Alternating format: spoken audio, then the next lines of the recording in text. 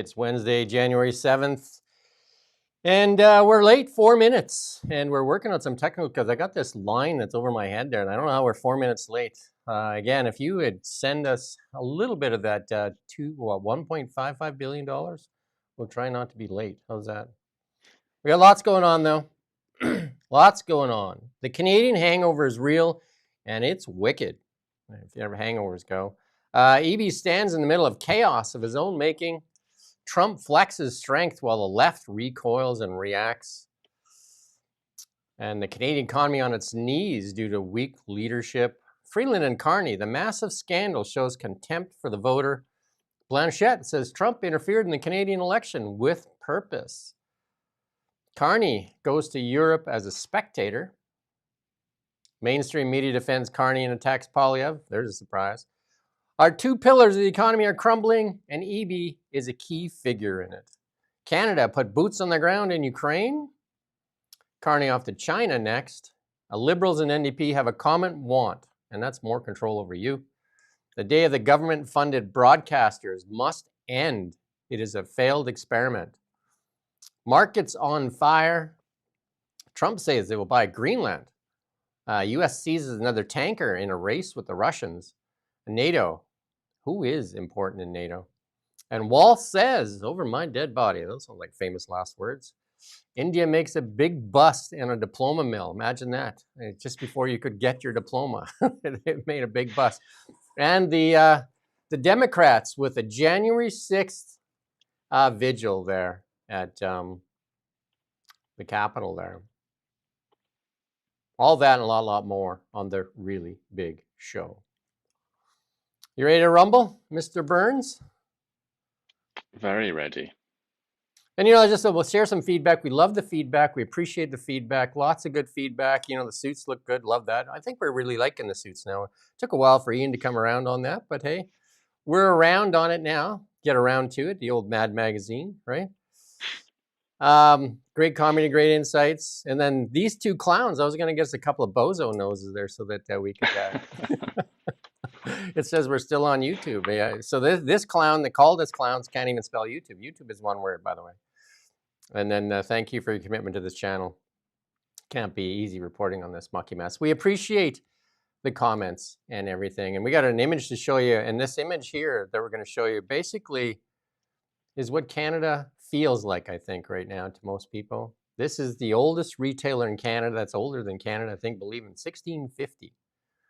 As they tear it down, tear its name off of the last few buildings in Canada.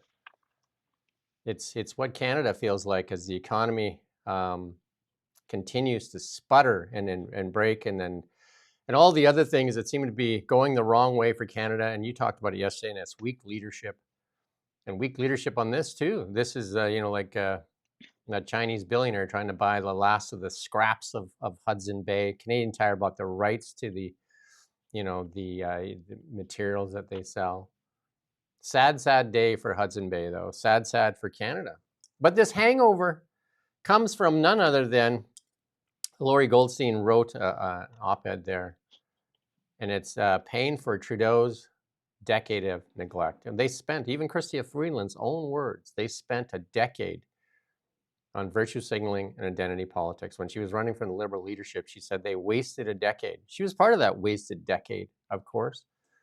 But a lot of that coming home to roost, like the Northern Gateway Pipeline right now, if we had that Northern Gateway Pipeline, it'd be a different place for Canada right now. And all the other suppression of natural resources, all the stuff that right now is coming into play in Canada, a neglected military. But we did spend a lot of time encouraging people to come here for various identity politics reasons. There's Dominic LeBlanc. Well, the housing market, that's connected to that, isn't it? The real estate market, in many regards, that's their legacy also. But Energy East, when you talk about natural resources, how can you forget Energy East and the LNG terminals that were proposed, the Germans and the Japanese begged for? The list is very long, but those are the ones that sort of come to mind. Yeah, and we spent most of the time just on division and decisiveness. And then look at in this chart here, we showed it to you yesterday, but this chart, and again, Ian and I talk about it. What happened around 2015 when there was huge divergence there?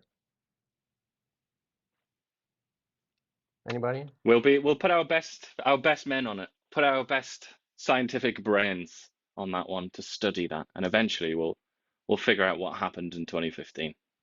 And But it's hard, isn't it? the liberals will talk about all the time how, like division and divisive politics. They led that. They basically they made their bread and butter. That's how they got elected. That's how they continue to get elected.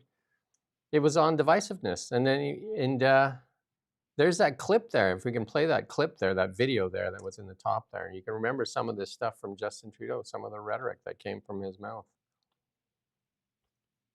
If you don't want to get vaccinated, that's your choice. But don't think you can get on a plane or a train besides vaccinated people and put them at risk.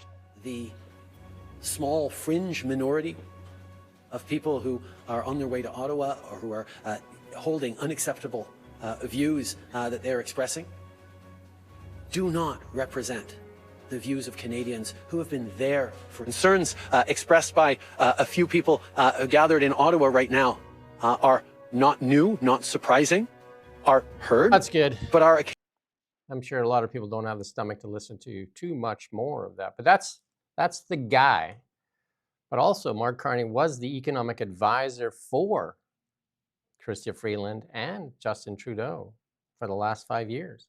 Also influencing tax policy, all that. And meanwhile, Brookfield Asset Management has evaded taxes for $6.5 billion. And still no answer on that if we're going to close that loophole that Mark Carney knew how to exploit. He said it in his election promise there that he would close those loopholes because he knows how that these companies are doing it and going to the Bahamas in a bike shop while not paying their fair share. Well, Canadians continue to get asked to pay more with less. Well, now... And that's, just to point out, that's exactly what Donald Trump did as well, if you remember, and has been criticized for that many, many times from, people very much like Mark Carney and people who sympathize with the Liberal Party. He said, yes, I'm a billionaire. Yes, I used all these tax loopholes. That's why you should elect me, because I know how it works and I'll fix it. And then he never did. Carney didn't promise that he was going to fix the loopholes, but it's quite a similar situation. And yet, as is always the case in this country, there is no scrutiny, there is no criticism of the Liberal Party, because it's the Liberal Party that did it. So it's cool. And then Chrystia Freeland, the noise is getting louder other than the mainstream media. The CBC and CTV continue to run cover for Chrystia Freeland and excuses and all that kind of stuff. But the other side of that there's a lot of people pointing to how she needs to resign right now. And there's a whole bunch of reasons, like they're trying to couch it by saying, oh, it's a part-time gig and it's unpaid, and those don't matter. Those things don't matter.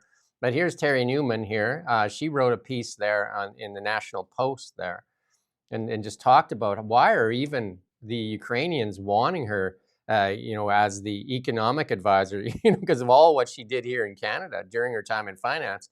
It'd be more accurate to say Freeland made investments rather than attracting them at a high cost of taxpayers. Many of these investments were electric vehicle plants, which were attracted to Canada by promising $52 billion to 13 foreign companies for a total cost of $4 million a job. And where are most of these EV plants right now? Scrapped. At the knacker's yard. $52 billion. And this is this economic advisor that Zelensky wanted. That seems odd. No, doesn't it seem odd? It doesn't seem so odd if you look at it from another angle, or does it? As we discussed yesterday, that this isn't about her talent as an economist, because that's non-existent, isn't it? We have the evidence. We have many years of evidence for that. It's because she's part of an international network. Yeah. That's she used to work for the Financial Times. You cannot get any more establishment than that. Part of the kind of internationalist set, international finance set. She was a member of that, still is. That's what this is about. It's about the hope that she can facilitate investment from big banks in the United States and Europe. You can go read this article on National Post. She ends it with, yet Freeland didn't have enough respect for her constituents to inform them first, suggesting her interests do not lie with Canada. From now on, she should be treated in line with her newly accepted role and as an individual solely concerned with the interests of a foreign country. That's the choice she made. I mean, you got to remember this too. Terry Newman has spoken out quite a few times on things, and then I think she did a piece way back, and it says, incredible how much damage a party minister can do a country in 9 years. And then she's talking about this hangover that we're talking about. 9 years, the destruction of the Canadian economy, should be one of the richest nations in the world, and it's on its knees. And Tlaib, and everybody knows Tlaib, he's the MP here. I think he's out here in BC. And you look at the comment that he makes to her. Your paper wouldn't be in business were it not for subsidies that the government that you hate put into place, the same subsidies your Trump-adjacent foreign hedge fund managers gladly pay your salary. Carney said that as well during the lecture. Remember, he said that. He said, "Be careful." Few people have said that. Yeah, that makes me want. I want to go in the shower now. That's what that makes me feel like. It makes me feel like I've just been swimming in a vat of slime, because that is absolutely repulsive, isn't it? Language from. He's considered like a rising star within the Liberal Party. He's considered quite a big deal. That's a sitting MP telling you, thank you for the donation there, Dog's Body. Yeah, thank you. We appreciate that. And it's lovely.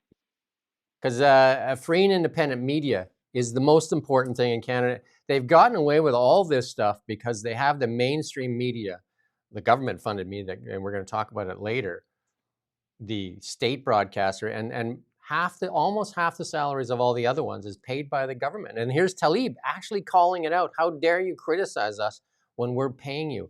Yeah, almost half the salaries of journalists are being paid by the government. Is that healthy for democracy? This same government that won't even take interviews. Mark Miller, you send email after email and they told you no.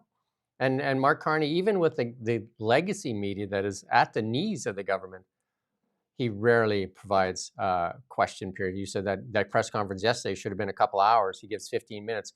And the same people criticize Trump and who stands there for 2 hours and takes questions from any reporter. He allows 400 in the room. And they're usually from different countries and everything.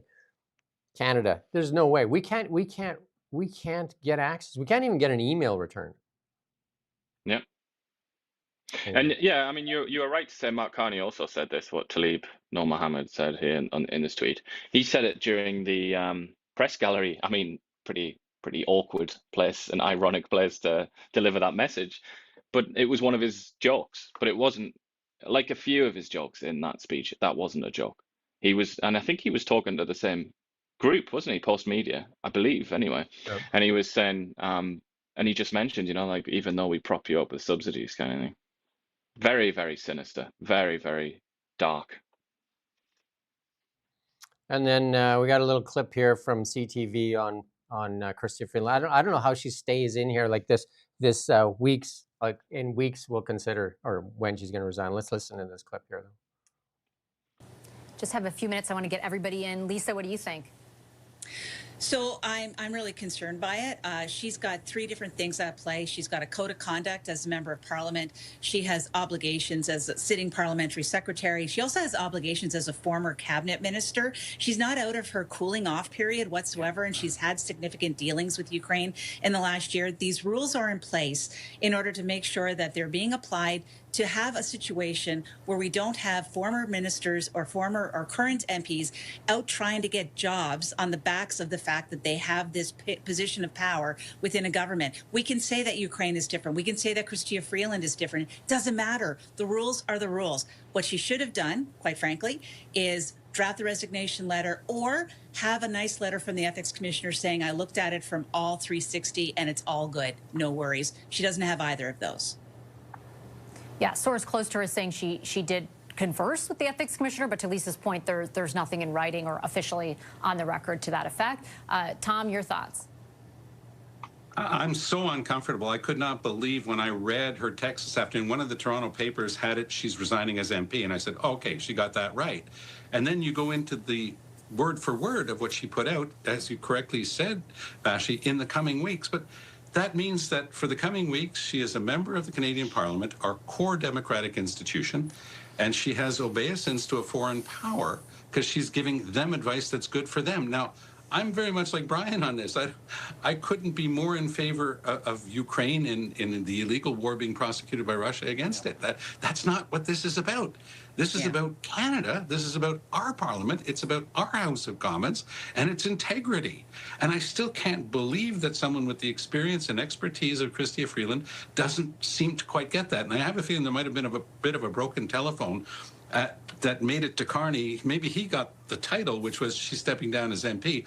I'm not sure he should have put out that exact statement, because he's essentially countenanced a member of parliament working, she says it's as a volunteer, changes nothing, working for a foreign power to put forward the interests of that foreign power. It's a huge mistake, and I can't believe that Chrystia Freeland, with all the brains that she's got, is ending her career this way. I'm gobsmacked. That's good. How many times have you heard that? All the brains she's got. She's so intelligent. She's such a super smart woman. Can you please present the evidence? I need evidence of that. You can't just keep saying that. You can't just keep asserting that this woman is extremely intelligent and incredibly capable, has, supreme economic knowledge. I need evidence, please. But I must say, I'm also delighted to see that CTV, Tom Mulcair there, been watching Now Media, because that's basically a rehashed version of what we said, isn't it? It's unbelievable that she's still in there, and it's Carney on the hook for this now too. Like, he's the prime minister; he should act. He shouldn't allow her the ability to continue on both roles. So he's doing it for the Liberal Party, and that's what CBC is trying to cover. Oh well, they might need the votes, so that's the reason to throw democracy out, because the Liberals need the votes. So democracy doesn't matter in Canada as long as the Liberals cling to power. So that's what that says. I don't know what else that says. Yeah. But also, you're right to point that out about Carney and CTV there, including, I mean, Tom Mulcair did mention something about Carney there, didn't he? As did Lisa Raitt. But the focus is not on Mark Carney here. Nobody's really focusing on Mark Carney. It's all about Chrystia Freeland. But as we said yesterday, and as you just said now, he's the big man. He's the boss. And if one of your employees, as it were, goes rogue, does something insane, crazy, possibly violating the ethical code that you have at your organization, it's incumbent upon you to deal with that. You have to be decisive. You have to do something about it. And he didn't do anything. And he's still not doing anything. And he does not give me the impression that he even understands this or cares about it. Probably more the latter. There's just nothing happening. It's like, who cares? I'm going to Beijing next week. I don't want to deal with this. But it's a very, very big deal. It's extraordinary. And as they pointed out there, she remains in situ with no resignation date, just an intention to resign. But she remains there as an MP, and she's also working at the highest level for a foreign government. I mean, you'd think, wouldn't you, that the MPs would come together, smash their heads together and do something here and vote on her, try and find her in contempt of Parliament or something like that, because it's just outrageous. There's a few ethics that she's violating here. One is she was a cabinet minister, and there's supposed to be a cooling off period, and she's not outside that. She's not even supposed to accept that position until the cooling off period. She's done that. She was a cabinet minister. Like, she doesn't get out because they say, oh, she's an MP, so she's not subjected to that. She was a cabinet minister within that cooling off period. She was at the highest level as well. She was the second in charge. She was deputy prime minister. She was finance minister. She was transport minister. Those are pretty big titles. And also, how much money have we given to Ukraine? What is it? 22 billion, 35 billion? What is the number that we've given to Ukraine with no oversight? And how much of it was given to Ukraine at her instigation? That now should be, you would think, wouldn't you, in a proper democracy, that there would be an inquiry. There'd be a serious, like, big money, high priority inquiry and an investigation of Chrystia Freeland's actions. Did she lobby for money to go to Ukraine? She now works for Ukraine. It's a pretty legitimate question to ask, you think, wouldn't it? I mean, if she'd gone off to work for Russia or something like that, and Canada had been given money to Russia, it would be a no-brainer, wouldn't it? We would ask these questions. But because it's Ukraine, and because almost everybody feels, I think a majority of people in this country feel a lot of sympathy for Ukraine, it's just not, the question's not asked. That's not serious. Once again, the rules just don't apply because of, vibes, I suppose the kids would say. I think what this really highlights, though, is the weakness in a corrupted and crippled media. The government state broadcaster, we're going to show you some clips later, how badly they are corrupted and crippled here for the Liberal Party. It is absolutely atrocious. Here's Holly Doan Blacklocks, though, saying that she got retweeted this thing from a previous ethics commissioner. And you know, he's saying, I hope she takes the time to read and reflect about the Section 33 following the conflict of interest. They just don't care. And the state broadcaster with $1.55 billion of your tax money is not holding this to account. They basically slap democracy right in the face, and it doesn't matter. As long as the Liberals are doing it, they'll hide it. And because if this was the Conservatives right now, if the Conservative was doing this, what would the media be doing on the Conservatives? Not even that. Just imagine it being another country.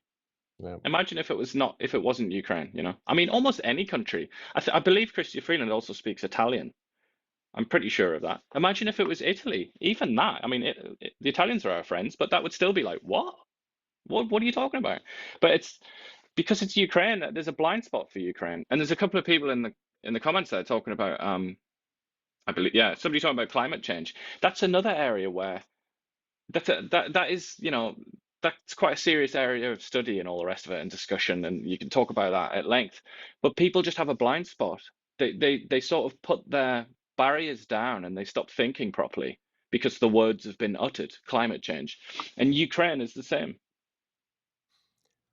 And then here's Michael Barrett put out this tweet, or retweeted. The editorial board of the Globe and Mail is saying that she must resign, not someday, today. And we'll lend our voice to that. She should have resigned prior to accepting any position, and she should have had a cooling off period. Why don't we just follow the rules? Why don't we follow the rules? And Ian's absolutely right. There should be an inquiry on how much influence that Chrystia Freeland had on the amount of money that went to Ukraine, and why is there no oversight? They've told us they wouldn't give us any oversight on it because it was national security. Why is there national security on reconstruction money? It doesn't make any sense. There needs to be an inquiry, and it needs to see how much influence she had on this. They're doing it in the States right now. They're doing the exact same thing. We're going to get to it later. Tim Walz and some of the people there, the guy gives out a grant that works in the department there. He gives out a grant for $700,000, quits his job 2 days later, and then goes to work for that company. And they're losing their minds. And the full force of the judicial system in the United States is going after that person. But here in Canada, we're applauding her because she's done great work. Look at Mark Carney's tweets. She's done great work. She is, like a well-respected. And and the media says, oh, it's just a part-time job, unpaid. Why would she be going to an unpaid job? Like, that's just ridiculous. They take us as fools. I think part of it as well might be, correct me if I'm wrong here, but I think a lot of Canadians, maybe particularly of the Liberal persuasion, they feel a lot of pride when somebody, especially a good Liberal, goes out into the world and succeeds. And I feel like that's why Carney is so beloved, because he succeeded in the US and Japan and England and all the rest of it. I feel like there's a certain kind of protectiveness. So I think people actually feel really proud of Chrystia Freeland because she's gone all over the world and had all kinds of high profile jobs. And now she's off to Ukraine. She's like right in the middle of it. And I just think, again, it's kind of another blind spot. Blanchette finally says, and this was pretty obvious, we were saying quite a while ago, that Donald Trump interfered with the Canadian election. I mean, that was pretty obvious, right? Pierre Poilievre was commanding lead in the polls. The Liberals were basically, even Rick Mercer said, we're going to be sent to hinterland and maybe never see, like power again for another 30, 40 years. But all of a sudden, Donald Trump becomes the lightning rod, and he helps Mark Carney. He even said it in a meeting right there at the White House. He told Mark Carney, I got you elected. He literally said it right to his face. Yeah, I mean, it was clear as day. And that's once again exposes the hypocrisy of this. Well, not Canada as a whole, but the Canadian elite. The hypocrisy is just bottomless. It's a bottomless abyss of hypocrisy, isn't it? Because if it had been the other way around, and the Americans had somehow conspired to get and acted in a way that increased the popularity of the Conservative Party, and the Conservative Party had won the elections, the sky would fall in. It would be the end of days, wouldn't it? But because it happened the other way and it got a Liberal elected, it's just kind of like shrug your shoulders. Once again, Mark Carney's catchphrase, Who cares?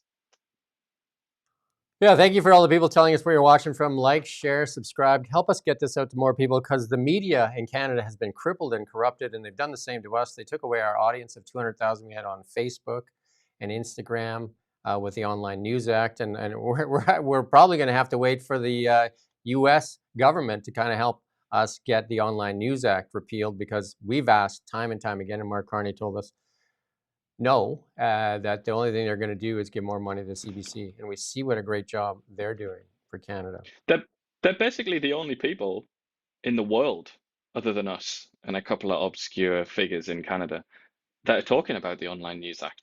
Again, I refer you to yesterday's show. It blows my brain apart. I can't get my head around it. We're depending on Marco Rubio, Donald Trump, and the trade representative of the United States to bring up legislation in Canada, which is pretty bad for Canada's media ecosystem, to put it lightly. It's surreal. We can't even get the Prime Minister to talk about it. We can't get the minister responsible for that legislation, or for implementing that legislation, Mark Miller. We can't get him to speak about it. The media in Canada is not interested. We are literally relying on Marco Rubio, principally at the Department of State in Washington, D.C., to talk about, bring attention to a piece of legislation in Canada. What do you do about that? I don't know. I'm just flabbergasted. I cannot believe that's the lay of the land, but it's true. We got a good piece on Marco Rubio. You're going to love it at the end here, so stick around with us. And on the Veda, they're in Edmonton. I used to live in Edmonton like 25 years ago, and they didn't do snow plowing back then as well. Thank you for listening in from Edmonton. Yeah, snow plowing in cul-de-sacs, and that was optional. So you'd have to basically have a four-wheel drive to get around in Edmonton. Mark Carney. I've been reading about all the amputations that have been going on in Edmonton. Apparently it's getting worse and worse. It's the amputation capital because of frostbite, I mean.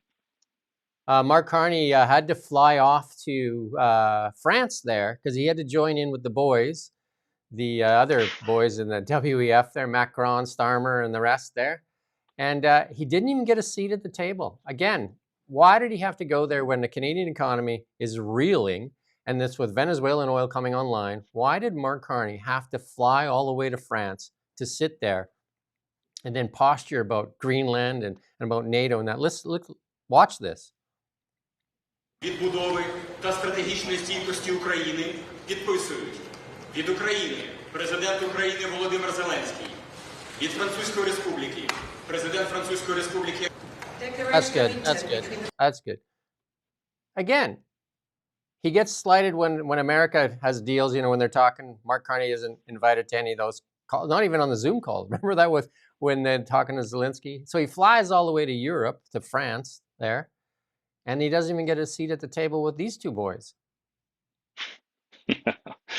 I feel a little bit bad for him, almost, because it's Canada, isn't it? I mean, you can say you might very much dislike Mark Carney and the Liberal Party, but he represents this country, and it's just it's kind of a representation of Canada's reputation. It's just it's kind of on the sidelines. It's a country that you can just snub and forget about.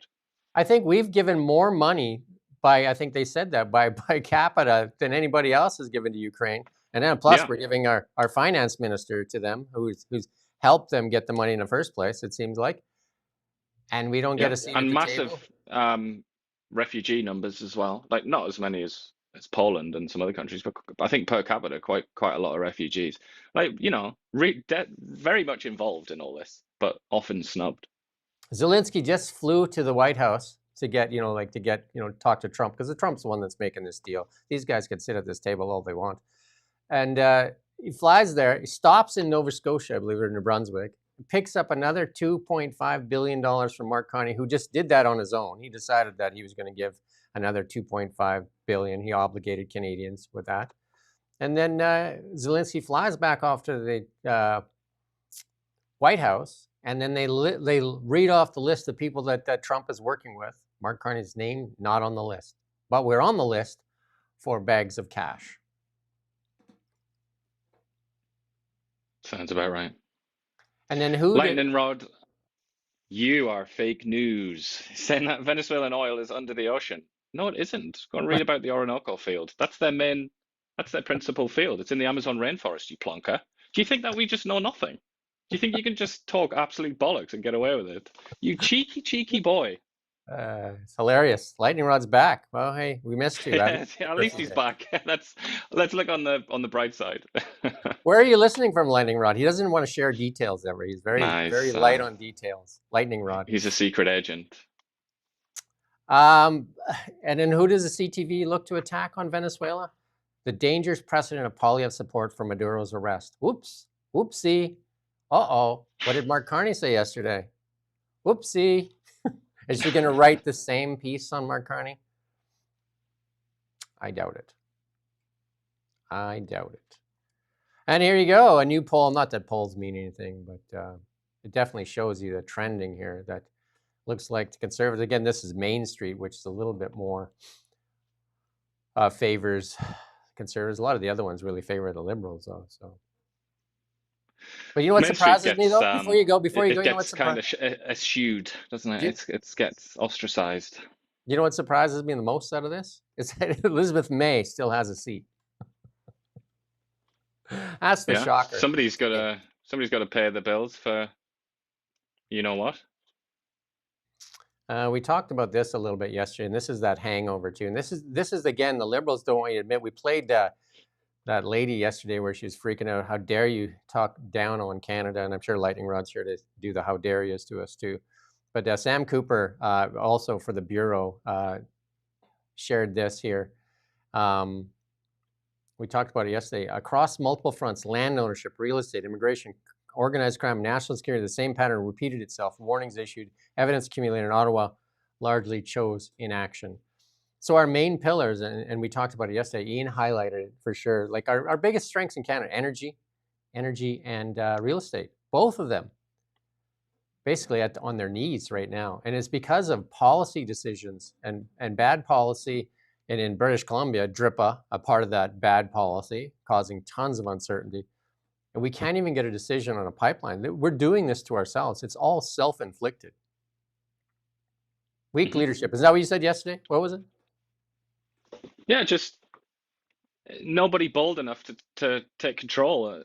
And again, I emphasize, not in a sinister way, not in a sort of Oliver Cromwell way, but nobody even willing to take control within the constitutional boundaries, like Pierre Trudeau did, for example.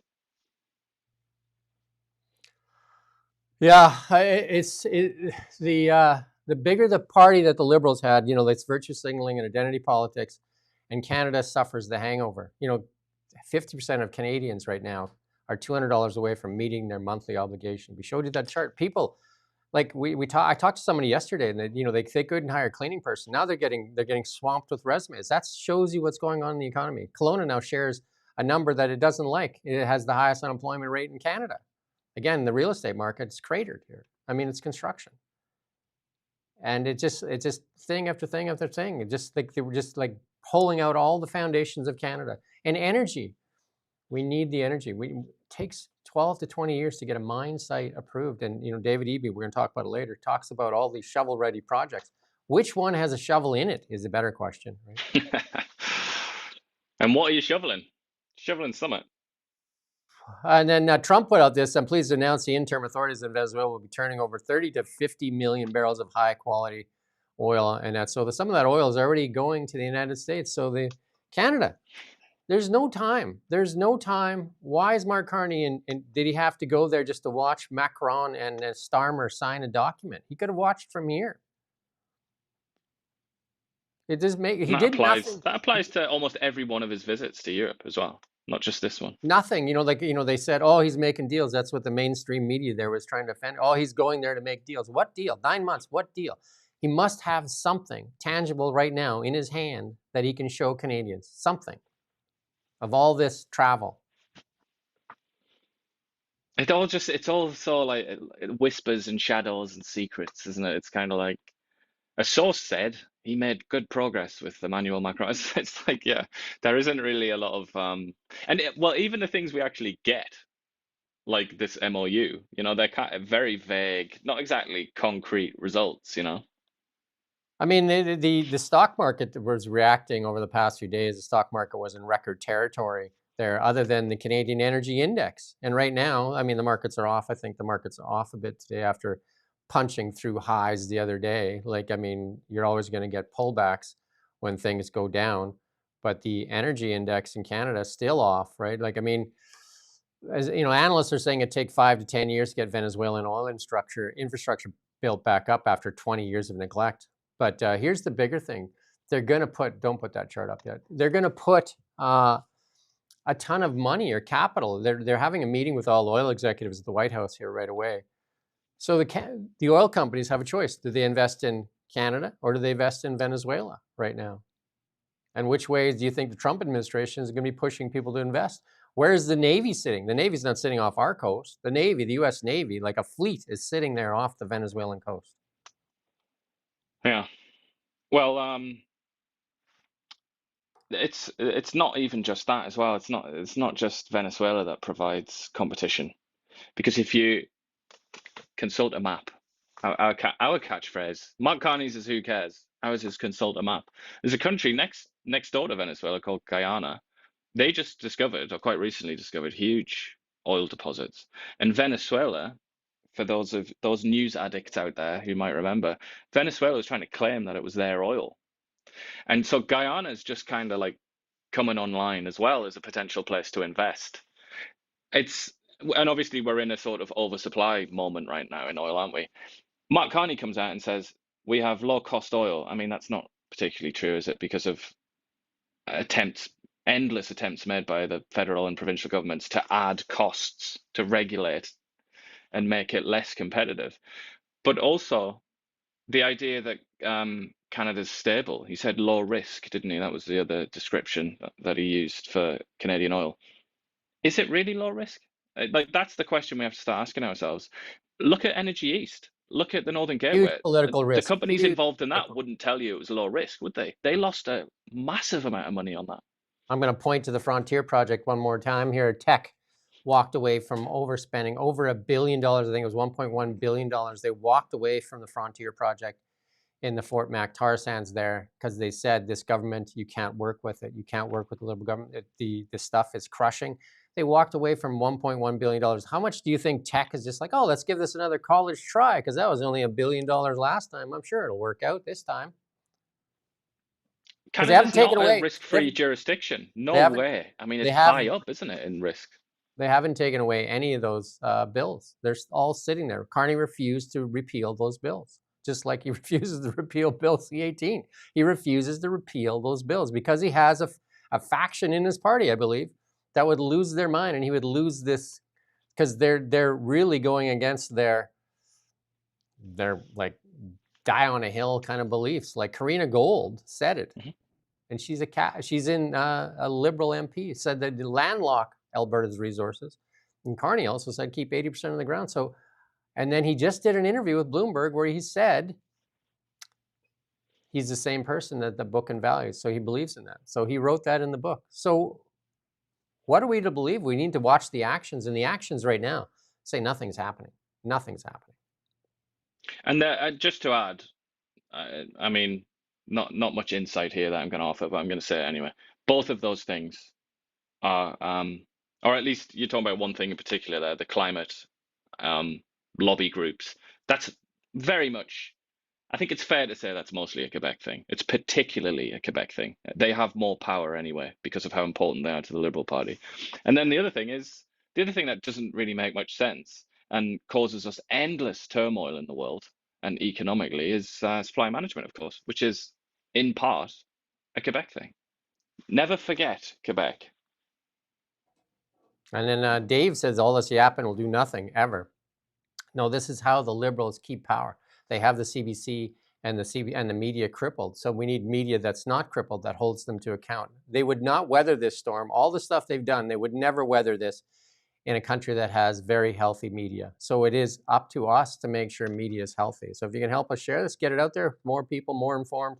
The Liberals will never take power again unless they start listening to the people. Because do you think the CBC works for the people? Do they hear the people? Do they act for the people? Although they take $1.55 billion, your tax dollars, they don't act in the interest of the Canadian public. Here's another chart though. Have fun with this one. GTA house prices down 26% from the peak, and this was all driven up by the out-of-control immigration policy. If we lay the immigration numbers up against that, you're going to see something that is very, very similar in spikes. You're going to see something. If we laid the immigration numbers up there, you're going to see that spike. You see that spike there. And we talked about that. I mean, a lot of these houses in Toronto were 300 square feet condos that they were building en masse, right? And they were there, you know, like getting like $1,000, $1,500, $2,000 a square foot. And they were relying on immigrants. And who was paying for a lot of these things? It was the government that was actually paying for it. It was actually inviting people, paying their rent. It was just like, it was government, like puffed up economy, a government puffed up economy. Now what? What's so funny is that that's one of the main criticisms of the Chinese economy and Chinese political system, is that they've built all these condos and they've put so much money into it, and it's, you know, it's always on the verge of this massive housing crash, isn't it, in China? And I'm sure there are lots of people sat in Vancouver and Toronto working for these like think tanks who are writing away, earnestly writing away about how silly the Chinese have been. Meanwhile, here in Canada. And then here's the other big problem. David Eby is the you know, like the poster boy for blocking the West Coast pipeline. Let's listen to what David Eby says now that, you know, like, you know, many people in Canada say, well, the majority of Canadians want that pipeline. There's a publicly owned pipeline that feeds into Vancouver Harbor here. It is publicly owned. It's not at capacity. We're happy to work with Alberta and the federal government on ensuring access to Tidewater. But what we don't support, what I don't support, is taxpayers paying for another publicly owned pipeline across the north. The economics have been very challenging for that proposal. There is still no private sector proponent. There's nobody who wants to build it from the private sector. If the price of oil is staying low and continues to stay low, I expect there to be calls for another publicly funded pipeline when we don't even use the one that we have to full capacity. So if we're going to do public investment into our resources here in Canada, I think it might be time to pivot that discussion to a refinery. We still buy oil products from the United States. I don't understand why, if we're talking about massive public investment into supporting Albertans in this fragile global time, we can't talk about supporting all Canadians with oil and gas products that are made right here at home while we transition. And so I hope that that's where some of the conversation goes following the uncertainty that comes from Venezuela. But we'll.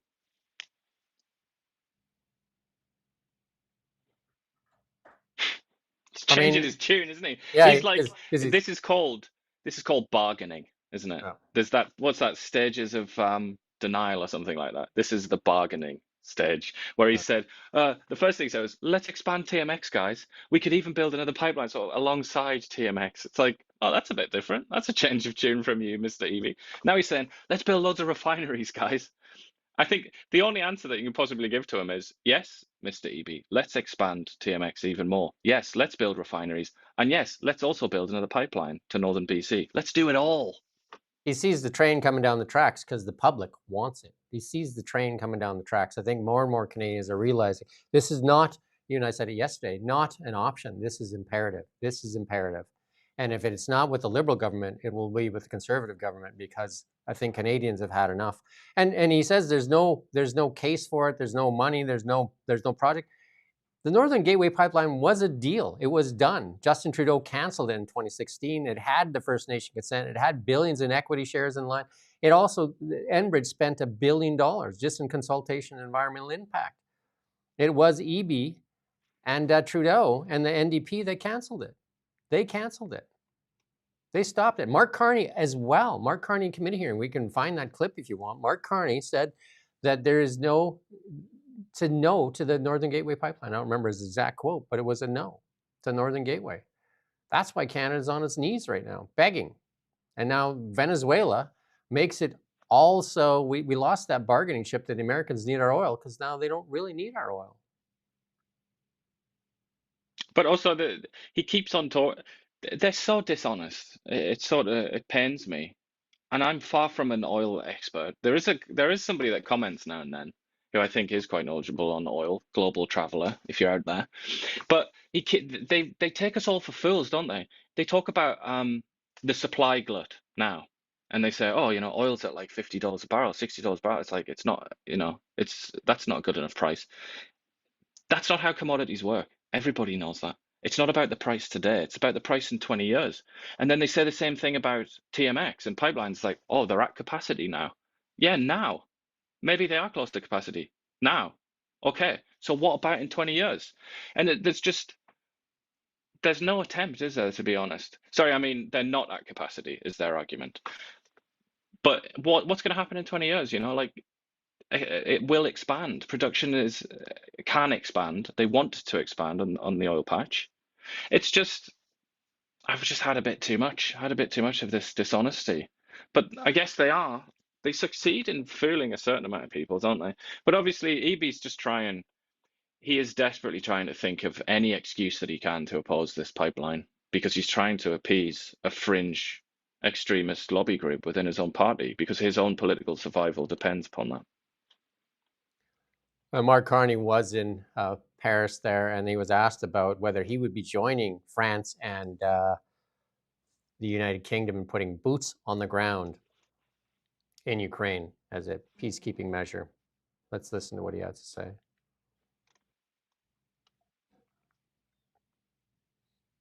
That Canada can offer. Do we have the military bench strength to supply troops? Yeah, so I'll just give a high-level outline and answer your question.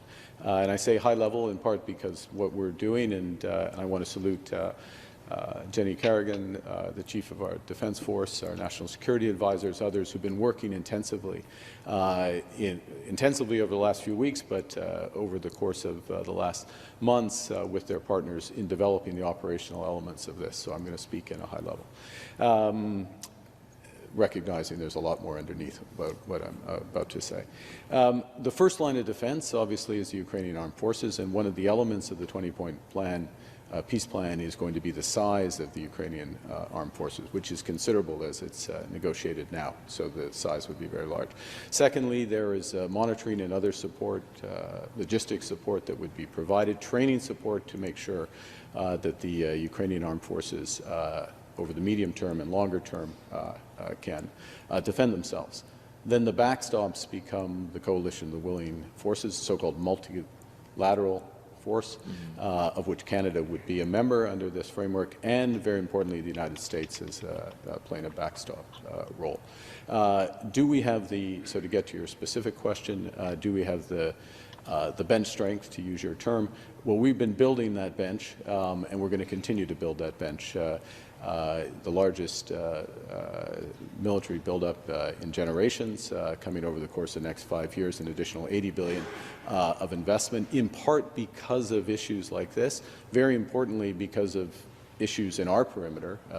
I'll point specifically to the Canadian Arctic as an example there. So yes, we do. There would need to be a redeployment. But the last point I'll make, and just to put in context, that's good, yeah. One of the viewers is like, it's just that answer could have been just a yes or a no, but he goes and like it's a ambiguity on purpose because he knows the Canadian military is not ready. There's like underfunded, under-equipped. How many times do we do this? Underpaid. And then the auditor just went and looked at 14 properties, 7 of which are not even habitable, like unsafe drinking water, toilets that don't work, deteriorating walls, and how long are we going to hand wring over the F-35? And they got the liberal screech machine out there talking about how we need to buy the Gripen because they hate Trump. It's just it is absolutely ridiculous. No subs. We got the greatest unprotected coastlines. We rely on the Americans for our protection, yet we stick sticks in their eyes. It's just absolutely ludicrous. What troops could we send? We have 55,000. Our full complements only 75,000. Ukraine is about the same size. They got 800,000 people. the Carney Liberals were gonna mobilize the federal government employees. Remember, they were gonna put 300,000 in the part-time role, and they said the next day they pulled that back. Said, "I know, we're kidding." Then they said they were gonna put the Coast Guard in the military, and the Coast Guard said, "Absolutely not. We don't want guns. We don't want nothing to do with guns." So nobody wants to join Carney's army because they don't treat it seriously. They don't treat it seriously. I mean, they gave him a raise for minimum wage. The tearful leader of the Canadian military Yeah. also said recently that she doesn't have a plan for anything really, but she does have a plan to make a plan. So that should put you at ease. Have meetings. But she also was broken up in tears and saying how racist the Canadian military was, and yet didn't tender her resignation because she's in charge. So if it's full of racism, then you should resign because you're in charge. Absolutely. Take the responsibility. No doubt about it. But can we just once again highlight the gloriousness of Mark Carney's hauteur and the way he said, "I'm going to speak at a high level. Okay, I'm going to speak at a high level," and then proceeds to talk like an undergraduate who hasn't done his homework and has to give a presentation in the lecture hall. And it's like, and that's why they went inside, and that was that correlated with. It's like we're going to operationalize. He's making it up because he doesn't know what he's saying. Is it not clear to everyone? Certainly, anyone that's been to university and I think Dave gets it. Been in a lecture hall and seen somebody give a presentation. It's classic. It's somebody doing a presentation when they don't know what they're talking about, and they're trying to stretch out every sentence and simultaneously make it seem like they're in full command and they know what they're doing. It's embarrassing, isn't it? At the end of the day, it's a bit funny, but it's also humiliating. Well, the first point I'd like to make on that is, well, first of all, I'm going to start at a higher level, and then I'm going to go backtrack. I know you want to talk about it, but like, yeah. Okay. But you've also got to it's like the mannerisms are all part of it. It's like it's like so kind of, it's an arrogance, but it's a confidence, and it's kind of like, I should be here and you should listen. But here's the thing, and this is the plain fact. If they speak with ambiguity, it's intentional because they have no idea what they're saying, or they're trying to deceive you. Because if you look at one of Trump's strengths, he speaks at a grade 6 level, really. Like, he speaks at a grade 6 level. It's straight to the point. He doesn't care if you like it or not, but he speaks clearly. Daniel Smith speaks clearly. Pierre Poilievre is starting to speak clearly. He used to speak clearly, then he kind of started couching his stuff, and he seems to be finding his voice again. But you need to speak clearly, because that's not clear. Nobody knows. Like, 9 months in, I've asked tons of people that are either liberal or supporters or that, and I've said, are we building a pipeline, yes or no? Do you know the answer? And they say they have no idea. It's that's the more sinister interpretation of it, isn't it? Or at least that's the darker consequence of that kind of language and that kind of behavior. So it's actually squid ink, isn't it? It's yet more distortion, more opacity. Well, Mark Carney, frequent flyer, is even making Justin Trudeau look like a stay-at-home body. He's off to China next and building relationships with China. Didn't Brookfield get a huge loan to bail them out of the crumbling real estate market that Brookfield invested in China? Wasn't that the same Mark Carney when he was a chair there? He got a loan from the Chinese. Yeah. What's he going there to pay his loan, or what's going on? He's going to China. But he certainly has business interests. Let's put it that way. Let's play this clip from his past. And then Brookfield's also going to be very active in the rebuilding of Ukraine, and that should be disclosed as well. You'd think. Let's play this clip here. Prime Minister Mark Carney will be heading to China next week. The visit comes on the heels of the Prime Minister's meeting in Paris with Ukraine's allies. The Prime Minister's office says Carney will travel to China from January the 13th to the 17th to, quote, elevate engagement on trade, energy, agriculture, and international security. This will mark the first visit to China by a Canadian Prime Minister since 2017. We'll have more on this throughout the morning.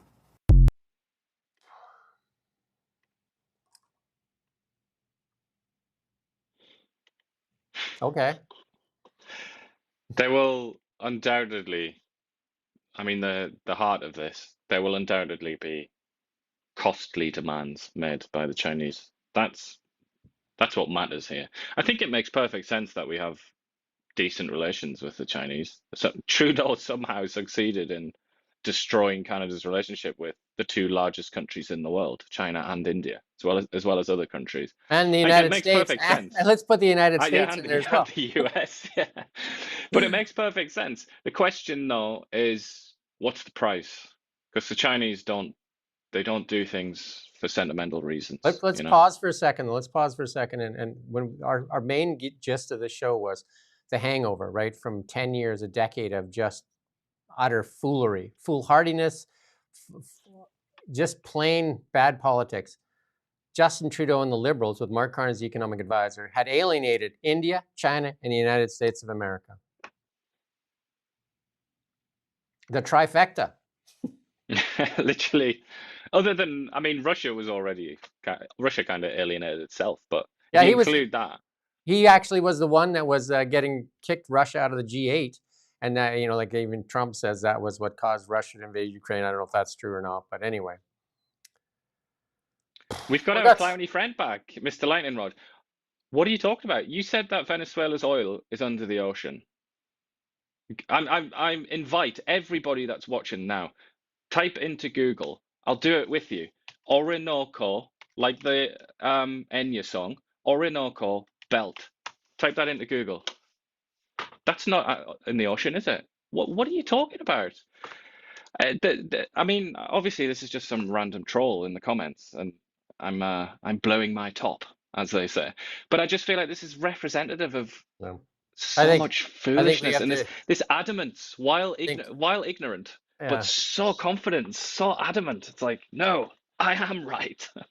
I think we have to start ignoring him because he just wrote "You're not news," not in proper grammar either. So just for that alone, you get ignored. Capital N, though. So I guess that makes us special.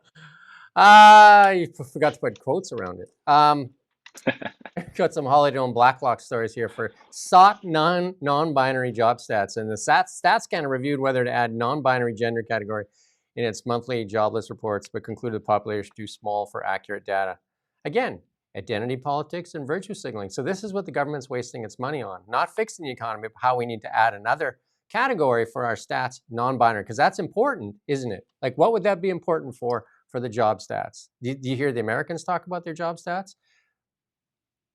Less than 1/4% of Canadians identify as transgender, non-binary, according to census figures. So why are we adding more? We're going to hire some more people to add these numbers up. Like, how many people work for the federal government already? 300,000. They wanted to put into the military. None of them want to go into the military, though. This is what they're wasting money on. An estimated 0.24% of Canadians identified as transgender or non-binary, according to a 2021 census report.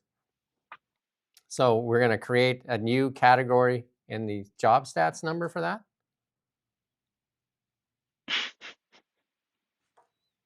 Why?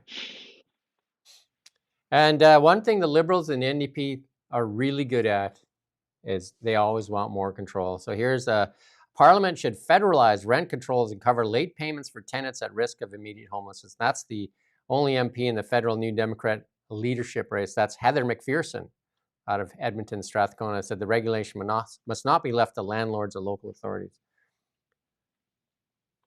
I think what they're doing... That's worked out well, hasn't it? Everywhere it's been tried. So why not, eh?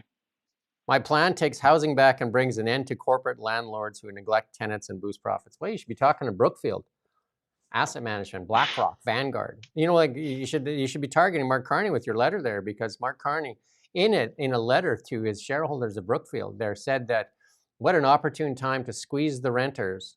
I'm paraphrasing there, to squeeze the renters with a bunch of add-ons and that when there's such scarcity in rentals. He seemed to really cared about who's paying more rent here, right? I think you should actually send that to the NDP headquarters, because they really should.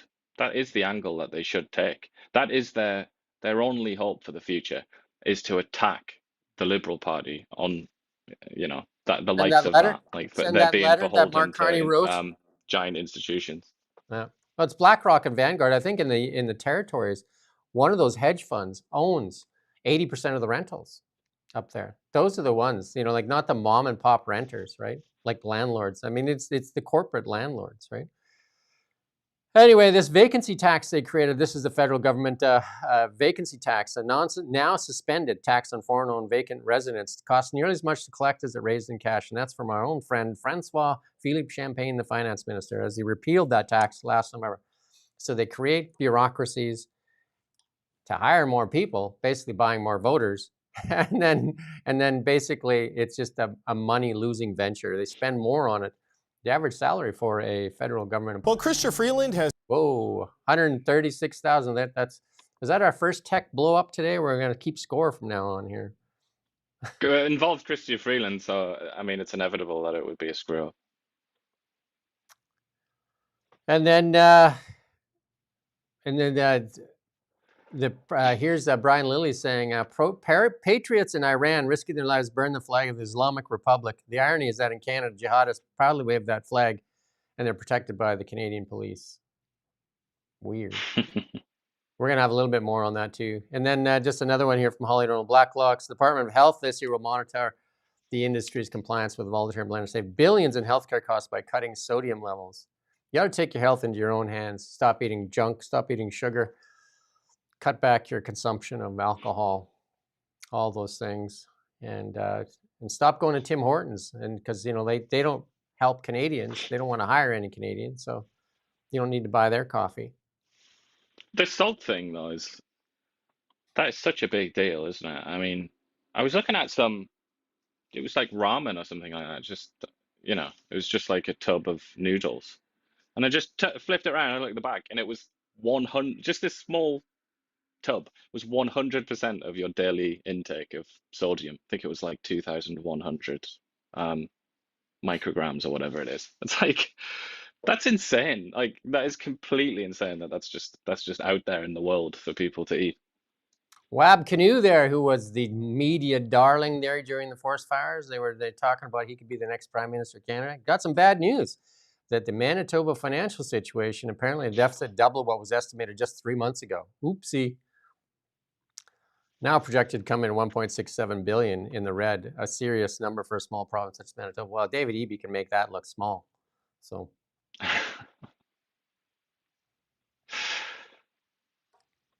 Wab.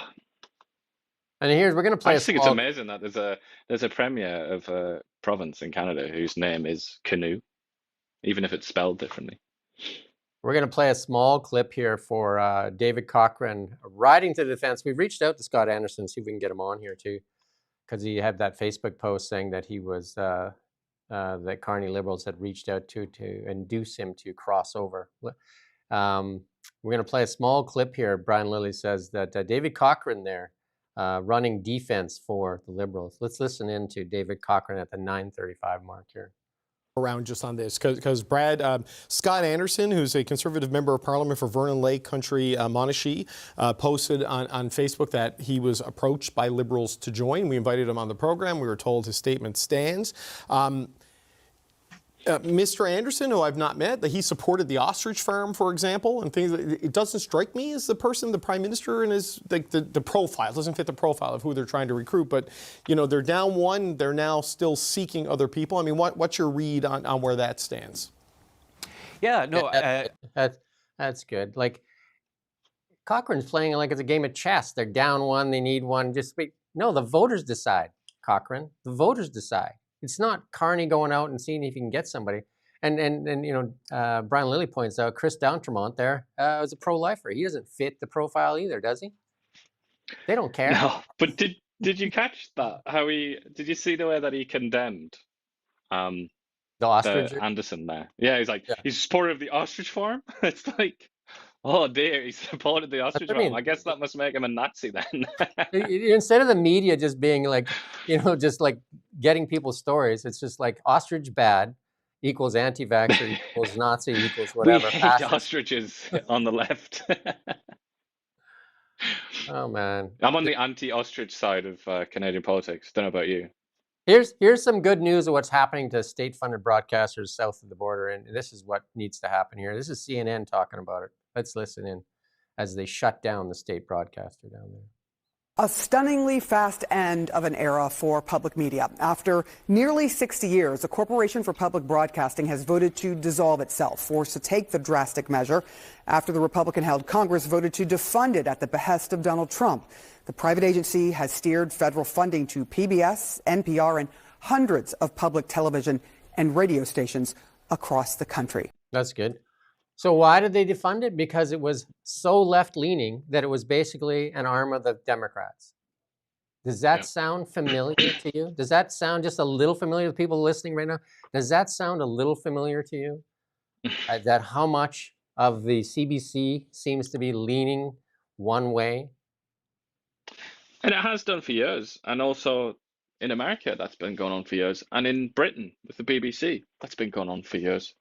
So the same trend can be observed all over the world. So it's not even unique to Canada. But for some reason, we persist, or many people in this country persist with this illusion, this fantasy that CBC is like straight down the middle, serious news. And then this one here, I'm going to have to turn it on without the music. We're going to play this little clip. Roman Barber put it out there. Venezuelans are celebrating the liberation. And meanwhile, the left media is utilizing, we showed you a couple of days ago, that the CBC and Global went out and found Russian quotes and Iranian quotes to talk about how removal of Maduro was a threat to democracy. Can you play that clip there?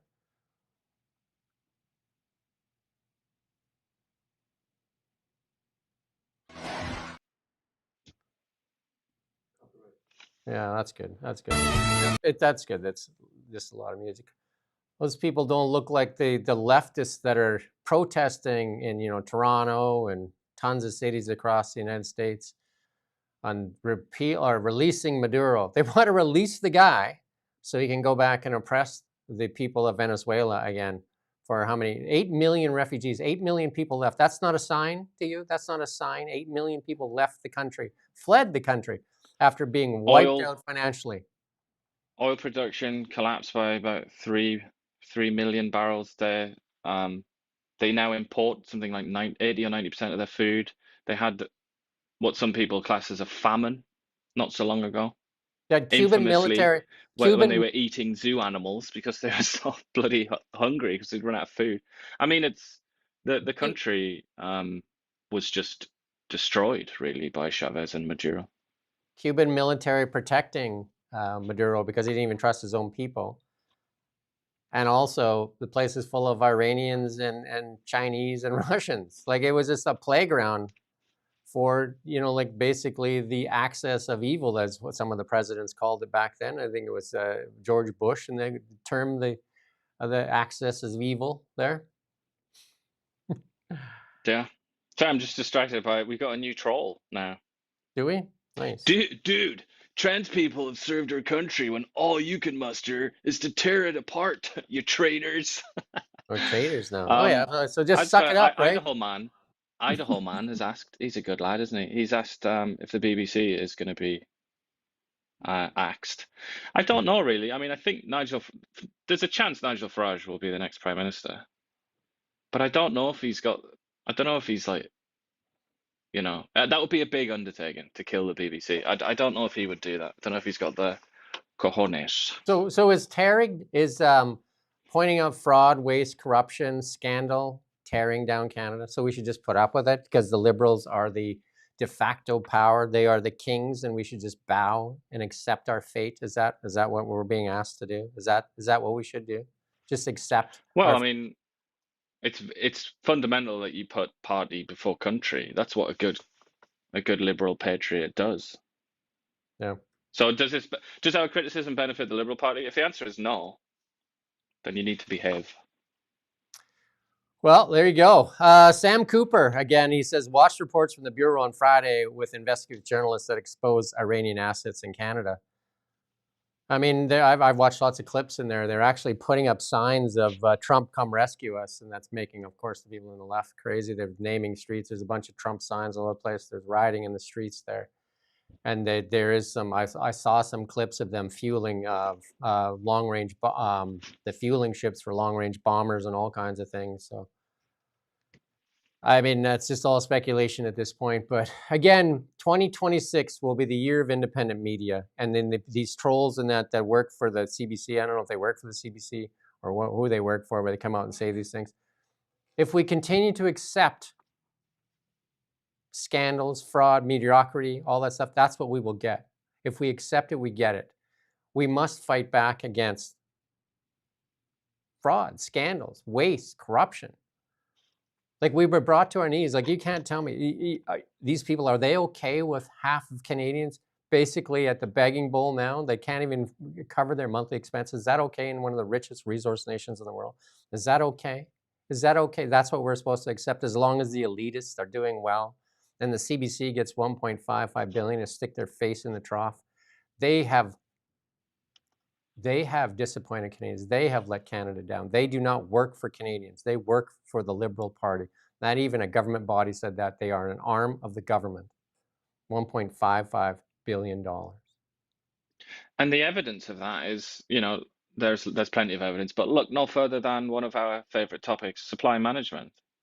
That's all about the Liberal Party's electoral prospects. It's not because they have a commitment to kind of like old socialist style planned economy. They don't believe in that. Of course they don't. It's purely because they want to serve themselves. They want power, and they're willing to sacrifice anything and anyone within reason to get that power and keep hold of it, obviously. Well, the market's on fire ever since the Venezuelan thing, and of course all the experts, especially the left-leaning media, saying that the markets were going to collapse. So they've said that in Canada, even the mainstream media said that the Donald Trump was going to collapse the economy. Their economy is going up. Ours is continuing to go down. Stock market on fire in the United States. Basically, we won't play all that. But then look at this one, Venezuelan stock market ever since Maduro captured. Look at that. How do you defend that one?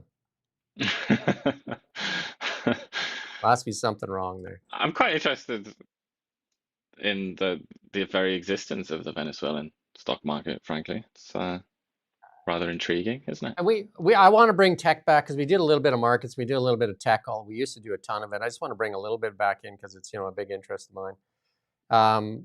Look at what AI is going to do. I did the predictions this year. Look what AI has done with Amazon here. Look at the amount of robots now, 1 million robots, 1.5 million employees with Amazon. And you can see that the employees are starting to taper off, and the robots are going to go to the next chart there. And the robots, we're going to wake him up sometimes, falls asleep back there. We bore him, obviously. So if anybody could contribute a little bit more so we can get a little bit more of that gerbil food there so we can make sure our tech is moving along there, that'd be great. We'll get one of those little chicken things that like rock and just it can tap him over and over again. He's like, oh. Anyway, you can see that the employees, the black bar is starting to trend downwards, and the blue bar, the robots. So some of them are pretty they're pretty cool, aren't they? I was watching a video of a few yesterday, I think, and they're pretty cool, I must say. You've seen the ones that they replace their own battery. So you, like, because they run for several hours, but they go and get a new battery by themselves.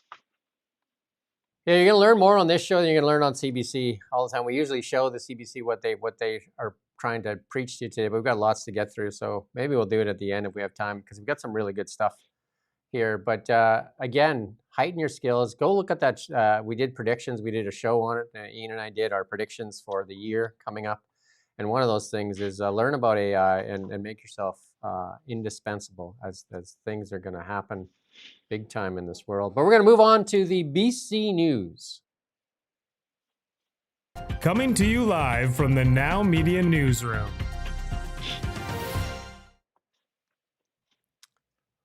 Yeah, David Eby standing in the middle of this, making a huge mess, and then, you know, basically saying, what's all the fuss?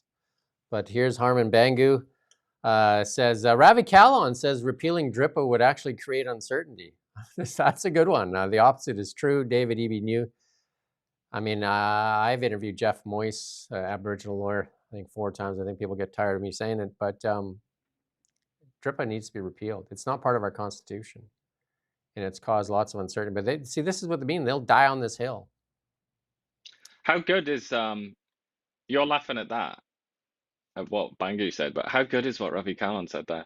Turning reconciliation into a wedge issue might generate headlines, but it would come at the expense of jobs and prosperity for British Columbians. Who turned reconciliation into a wedge issue again? I think that was the BC NDP, wasn't it? They just have no shame. I mean, it must be a fantastic way to live your life in some certain senses. Just completely shameless, almost like they don't have a conscience. Oblivious. And then the BC drug decriminalization pilot's supposed to end on January 31st. He admitted it was a problem. I think it was way back in November. He said he was wrong. Why did it run till January 31st? But now they're working on a new plan with Ottawa to see what they can do, the best path forward. Stop it. That's the plan. Anyway. He's really he's struggling very much, isn't he, to try and hold back the pressure on him to be more centrist. He's trying to fight like two fronts, really, isn't he? He's trying to sort of do that, but he's also trying to appease his left radicals in the party, you know, who ultimately are kind of like his boss. They either keep or remove him from power. So he's got a difficult job. I will say that for EB, but at the same time, he's also maybe not performing very well. And then the BC government accused of planning to deregulate alternative Chinese medicine. The BC government coming under scrutiny over its plans to change the rules around the prescription of Chinese herbal concoctions that are considered to be a form of medicine by practitioners and users. Changes set to come in April when the new Health Professionals Occupation Act comes in effect. One registered practitioner told the news agency, it's like just like doctors in conventional medicine. Imagine no regulations on that. Seems odd that all of a sudden the Chinese are getting kind of a little bit of preferential treatment, but you know. Well, all the practitioners interviewed in this, or most of the practitioners and users interviewed in this story are not Chinese, so they don't have Chinese names anyway. So it's very popular in BC, isn't it? Things like acupuncture. That's Chinese medicine. I mean, it's not really medicine though. Medicine's supposed to be a science, and this is not. You know, this is not verifiable through the scientific method. It's kind of weird that they have any sort of recognition at all, really, isn't it? But I mean, I think BC was a pioneer in that. I think it was the first province and possibly the only province to do that. Bit funny though, bit weird. Sam Cooper, journalist here in Canada, one of the better ones here in British Columbia, says in his journalistic assessment assisted by the Mandarin OSINT specialist, there evidently has been significant CCP-affiliated election interference in support of Premier David Eby. You can go read that on the Bureau. That's quite interesting. I mean, that's an old story though. So that's from a year and a bit ago. Yeah, but you can go read that. Rather intriguing. And then Trevor Halford put this out. NDP major projects plan, endless consultants, no new projects, 8 months after the NDP shut down debate and rammed through Bill 15. You know, remember they were going to hurry everything. They needed that bill so they could move things ahead. And I mean, how many times I've watched David Eby say we have the most shovel-ready projects in Canada. Which shovel's in the ground is the question. Which shovel is in the ground? Which one? I interviewed Brenda Bailey, the finance minister, and I told her about the Canadian company up in Alaska where the Trump administration is going to build them a 200-mile road so that they could get that critical minerals mine off the ground. I said, will you do the same in BC? She said, absolutely. I've yet to hear back for which one they're doing it for.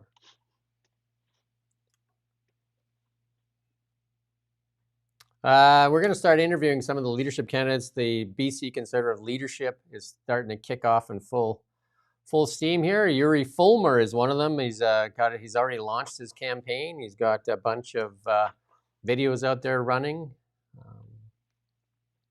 So we're going to start interviewing some of these people. Me and Renee Merrifield, or me and Ian. We'll get some interviews in, and we'll see if we can learn more about these candidates as the BC Conservatives pick a new leader. But we're off to international news, and there's a lot of, I guess, heavy stuff in there, fun stuff and interesting stuff, shocking stuff. As our friend Jason Jack says, shocking, stupefying, and unsustainable. I don't know. But he took that back. He took it back because they threatened him. Let's go into international news. coming to you live from the Now Media Newsroom. And this is just, somebody putting out there, our friend. Let's play this clip here, actually. Very strongly, we need it for we need Greenland for national security. Not for minerals. We have so many sites for minerals and oil and everything. We have more oil than any other country in the world. We need Greenland for national security. And if you take a look at Greenland, you look up and down the coast, you have Russian and Chinese ships all over the place. We need it for national security. We have to have it. And he wanted to lead the charge, so we're making him, Marco, today, a special envoy to Greenland. That's good. That's good. Anyway, they're posturing a lot on Greenland, and Rubio apparently is going to go. U.S. Secretary of State has said the poly markets are saying that they're going to try and buy it. Actually, I don't know what the purchase. You got to remember that a lot of America was made through purchases. Alaska was purchased, Louisiana purchased. A lot of it was purchased. So, I mean, people think that's ridiculous, but most of America was made through purchases. Totally, and. I think more than half of the United States was made through purchases. And the spoils of war, when they defeated the Spanish Empire, they ended up with the Philippines for a little bit. Ron will probably tell you about that, but they eventually got rid of it. Puerto Rico, obviously, Midway, places like a lot of the islands when they as they defeated the Japanese Empire, and they've just hung on to it. There's a surreal video, like an interview of Stephen Miller, the advisor to I don't know what his actual official title is, but advisor to Trump, where he was talking about Greenland. He's talking about Greenland, and he was like, on what basis does Denmark claim ownership of Greenland? It's just like, how can they possibly claim this territory? It's like, you do that too, America, obviously. Very lacking in self-awareness there. I think one of the funnier quotes that Trump had made there, though, was he said the America said that they need to fix the security in Greenland, and Denmark sent one more dog sled team. He said, "I'm not kidding. That's what they did. They added another dog sled team." Well, and again, Canada's done that too, right? What is it? They have 300 Inuit up there or something. They give them rifles and snowmobiles.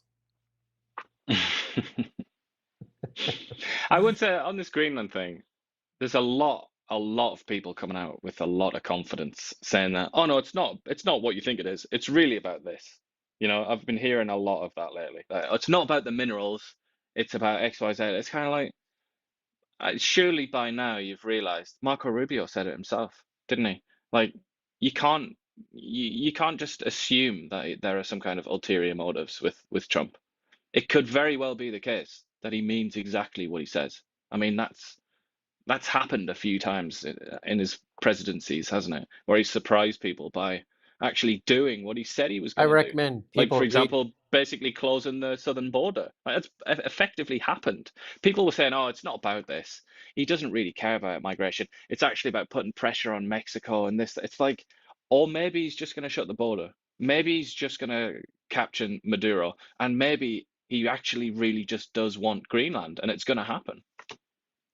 I would recommend people read Art of the Deal to get a better understanding. He lays it out there pretty good. Here's from CNN. See how they make excuses? It's almost like CBC, CNN working to make excuses for Maduro, that, saying he's not that bad of a drug dealer. He's only a minor drug dealer. Let's listen into how they try to frame this. It's like Freeland only has a part-time job. Don't worry about it. It's part-time, not paid. The U.S. is alleging that Maduro, again, is a drug trafficker, among other charges, something that will ultimately be decided by jurors. Here's what we know about the illicit drug trade out of Venezuela. The first drug trafficking accusations came against Nicolás Maduro back in 2020 during the first Trump administration. And at the time, the former Attorney General, Bill Barr, said the Venezuelan government facilitated the transport of up to 250 tons of cocaine annually. Experts believe that most of that cocaine, though, is bound for Europe, not the United States. And also, for context, that total falls far, far short of what we see in many other countries. For instance, according to U.S. data, Guatemala, a much smaller nation, saw 1,400 plus metric tons. You get the idea. How good was that, though? Guatemala, Nicolás Maduro. Like he made sure, on, like the CNN made sure that they got the enunciation's so perfect, eh? So perfect. It's good. But would they also, this is what I find so funny about this, would they also do it if they talk about Russia? Would they be like, Moskva? Would they do that? And when they say, yeah, it's absolutely. So it's just 250 tons. I'm sure if you keep watching that, he failed to mention that Obama put a price on his head, Biden put a price on his head, all these other people put prices on Maduro's head. But it's only Trump, and it's only 250 tons back then. Yeah, and it's mostly killing Europeans. Who cares? Oh, they're shameless. And then we got this clip here, and it was a race. It was actually, there was a ghost fleet of tanker ships heading to, it was out in the open seas there, and the Russians were coming to escort it, and the Americans were racing towards it too. So this is, we're going to play a little clip of this as the Americans got there first and boarded the tanker. No sound. There'll be no sound. We keep getting these videos, don't we? The Americans like to show you their homework. Yeah. But this is like, when I read about this, the submarine, supposed Russian submarine being sent there to escort it, I thought this is getting a bit scary. But the Americans just did it anyway. I mean, yeah, interesting.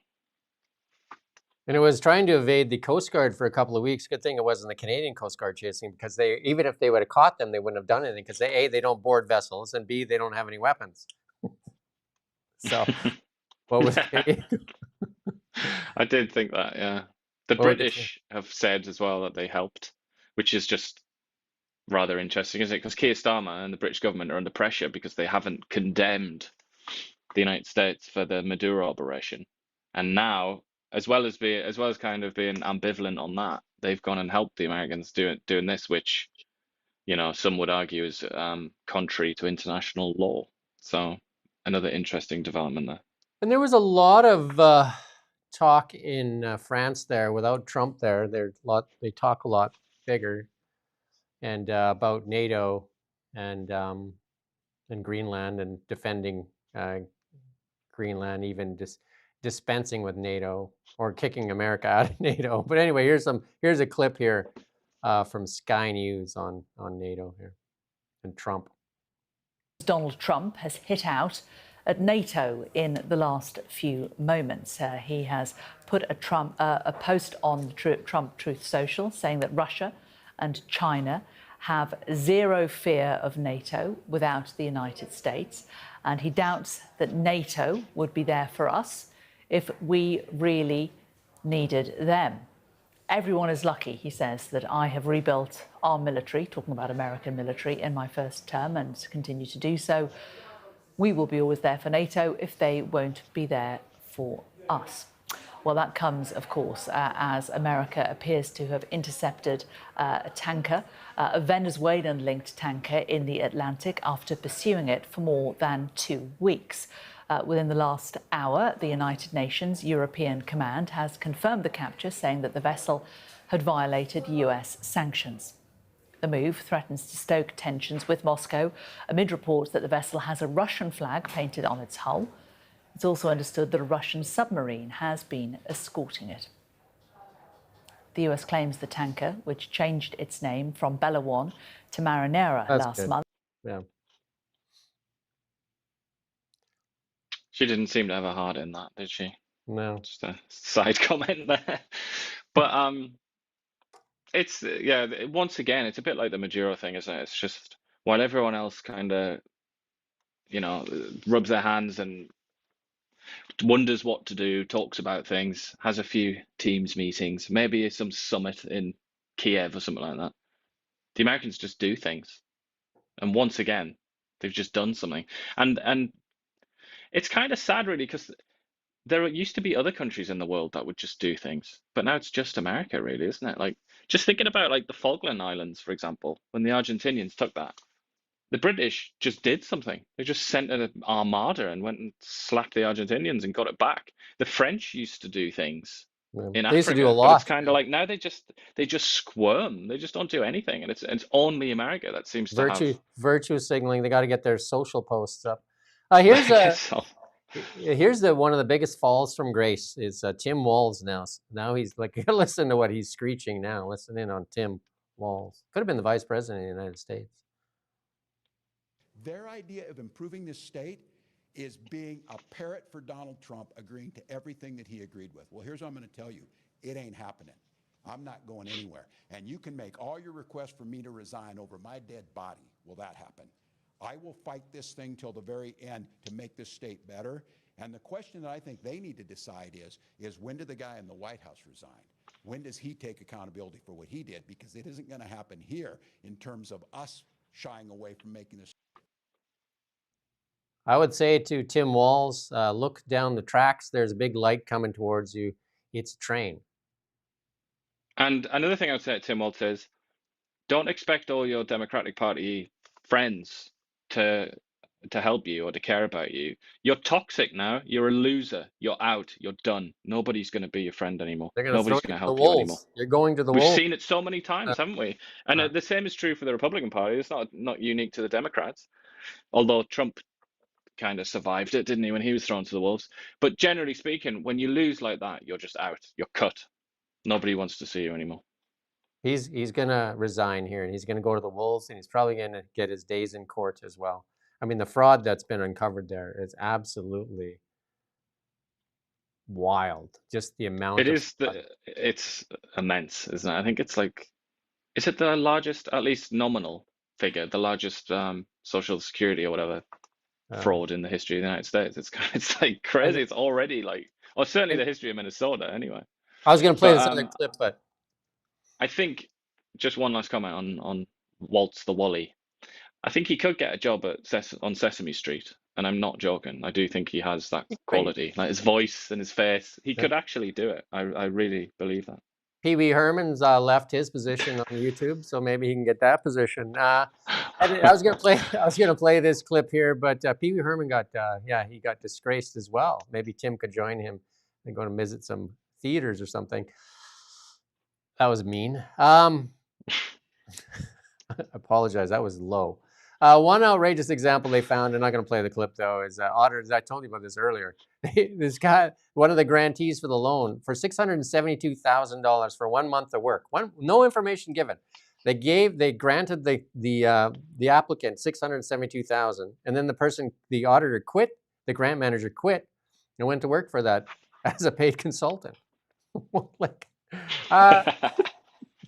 Does that sound like anybody you know? Does that sound familiar? Yeah, I was going to say this is a tried and true method, isn't it?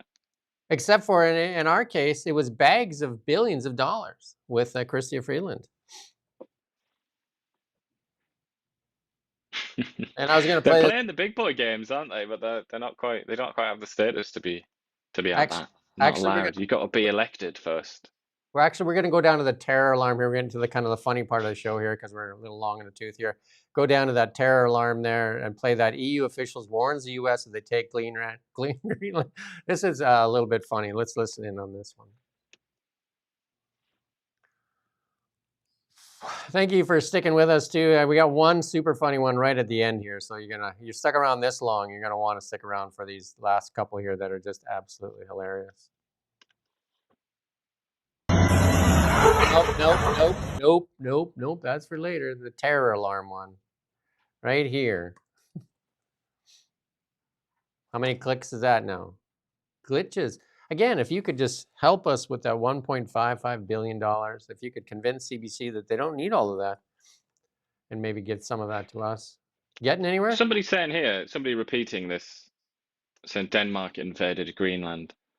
I mean, sort of. But I think people are getting a bit are getting a bit lost on the history of Greenland. Like the Norse, those Viking, our good friends, the Vikings, they were there in Greenland before the ancestors of the present Inuit who are there now. It's very complex, that island, the history of that island. I just want to let everybody know that the Danes also ruled over England for a number of years. It was a Danish king there for how long? I mean, it was for a long, long time, right? Canute had about 30 years, and so, Harold Harefoot, I think, was his son. He was in for a couple of years as well. Perhaps the UK should give England back to the Danes. That would be equitable, wouldn't it? Let's play this clip here. Listen to this and see what this sounds like. If you take it, we take every single base of the Americans from Aviano to Ramstein, from Romania to all the other military bases will be confiscated and you will lose it. And the whole position of American power since World War II, if you take Greenland, you have to leave. It's very simple, Mrs. Miller. This is the leverage we have. You need these bases for global power protection. You won't have it. And we can defend ourselves very well, and we will do that without the US. I mean, will you? Will you defend yourself? With what? I like to see them take the American military base. That's the part that I'd be waiting for. We will take Ramstein. It's also, it's just good to hear the Germans getting their, I assume this guy's German, getting their old flair back there. So the police in India busted a fake diploma mill, and a lot of those diplomas actually probably ended up in Canada with over 100,000 diplomas from dozens of schools. You know? And we were going to play the clip, but we won't play the clip because we're long in the tooth here. But yeah, so they busted this diploma mill, and in the clip there it shows you just, you know, like boxes and boxes of diplomas.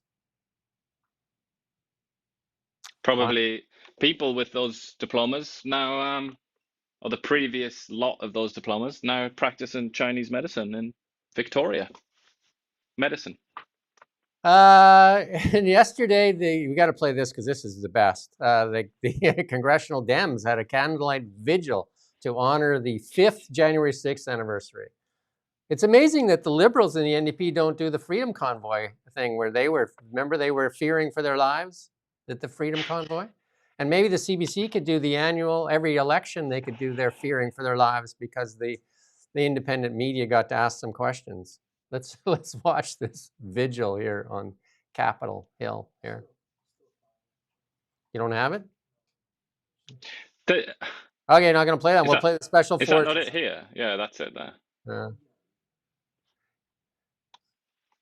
Right at the end there, we ran out of gerbil food, so that, you know, things aren't He's not going to work until get that food. But yeah, the victims. Oh, sorry. Are we going to play it? I wonder how many of them are standing there wondering, why am I standing here? You know, like how many actually believe what's going on? Probably.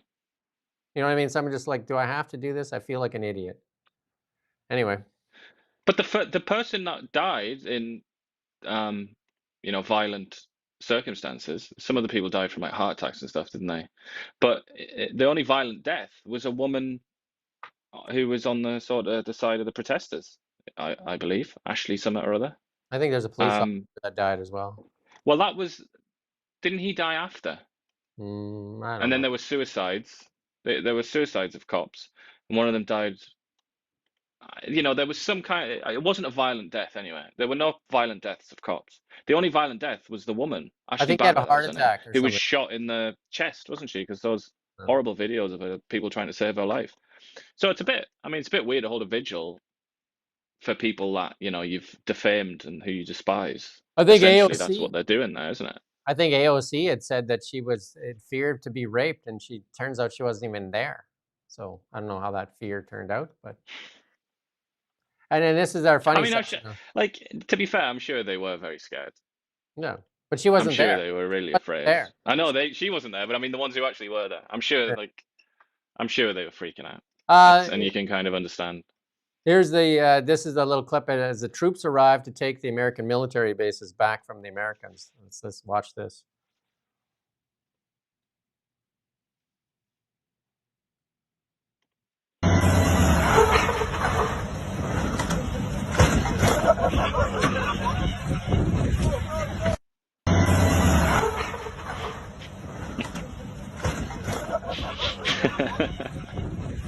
Yeah, that's good. You can see they're all peeing their pants laughing at the guy that falls out of the truck, right? That wasn't the American operation. And then Marco Rubio getting a lot of attention. We're going to show you a couple clips on Marco Rubio because he's getting a lot of attention. This guy has got to have more hats than anybody I know. Like he's a capable guy, and I've worked in a mine site like that. Just like you got this job, this job, this job. They keep hanging titles on you. But here, first we're going to show you Marco Rubio's one-liners, his responses. Let's listen in. I'm not interested in being politically correct. I'm interested in being correct. Yeah, man, I gotta go to the committee. Exactly. You guys can talk to this clown. I regret voting for you for Secretary of State. Well, first of all, your regret for voting for me confirms I'm doing a good job. How much time do you spend at the other jobs if you spend every day at the State Department? Well, now you know I can't offer you 8 hours today to answer every question on this committee, which you were complaining about earlier. Absolutely. Absolutely. We deported gang members, including the one you had a margarita with. And then here's CBS News doing a little tribute to Marco Rubio. CBS News is supposedly revamping their show. There's Tony there. What's his last name? Tony Ducupulia? I don't think I pronounced it right, but here's Tony talking up Marco Rubio. Only in America, the many lives and many jobs of Marco Rubio, the son of Cuban immigrants and a former Florida senator. He's now the face of U.S. foreign policy and President Trump's point man on Venezuela, all in addition to his roles as Secretary of State, interim national security advisor, and acting national archivist and USAID chief. Whatever you think of his politics, you got to admit it's an impressive resume. And now AI memes have added to that portfolio, casting Secretary Rubio as the new governor of Minnesota, the new Shah of Iran, the Prime Minister of Greenland, the new manager of Manchester United, the head of Hilton Hotels, and highest of high honors of all, the new Michelin Man. Now, back in real life, of course, these memes may not add up to much, but for Rubio's hometown fans, which are many around here in Miami, it is a sign of how Florida, once an American punchline, has become a leader on the world stage.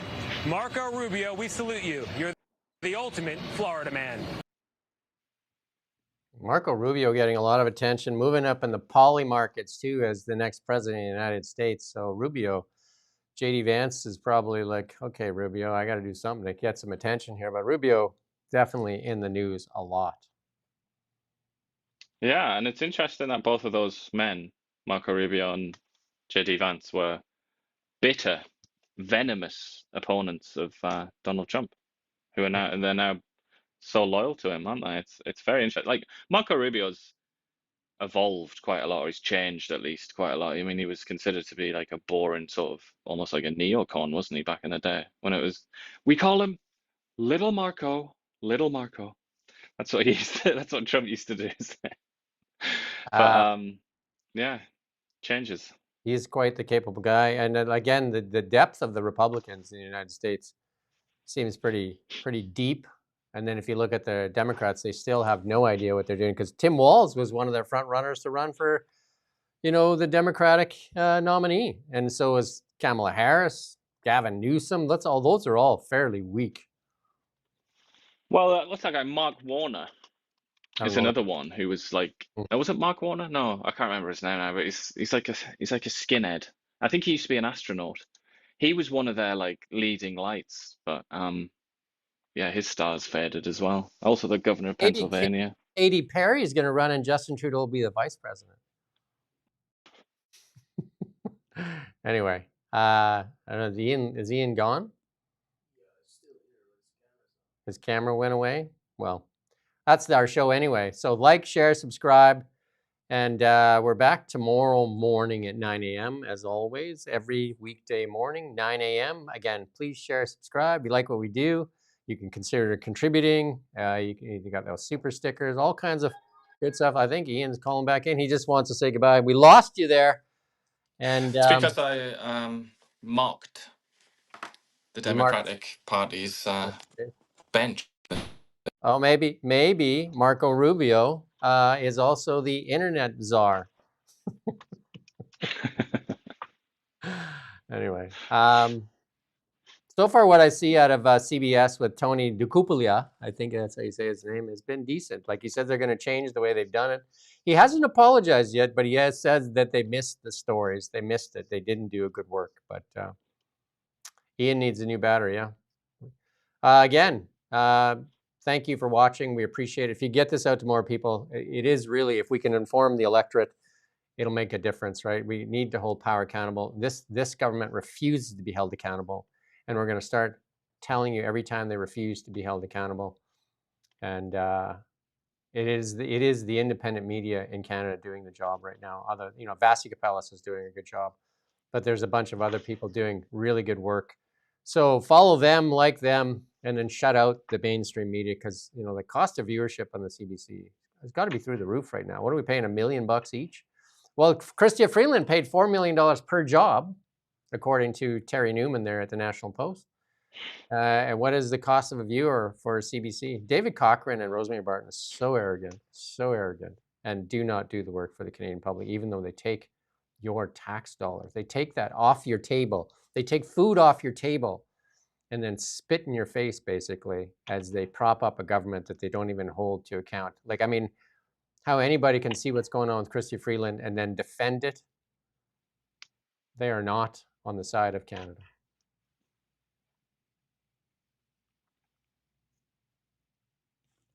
That's it. You got anything else you want to add? Do I want to add anything? I don't think I do. I was going to say something there about our beloved friends at the CBC. I can't remember what it was now. I'm sure it was going to be very nice and friendly. I'm sure it was. Again, PBS has led the way for you guys at the CBC. PBS, it's time for CBC to follow PBS into the darkness. Well, they could go and be a private company, couldn't they? Let's see if the market has room for them, if they can survive out there in the jungle. See if the arrogance carries through there. See if you can do it there. Maybe the Liberals can fund you. They can just choose on their tax return to pay you. That's what it should be. If you want to fund them, just tick the box off. Yes, I want to give them, half my salary. Anyway. There you go. That's our show for today. We're back tomorrow at 9 a.m. We're looking for a bunch of interviews. And cheerio till 9 a.m. tomorrow. Thank you for watching Now Media.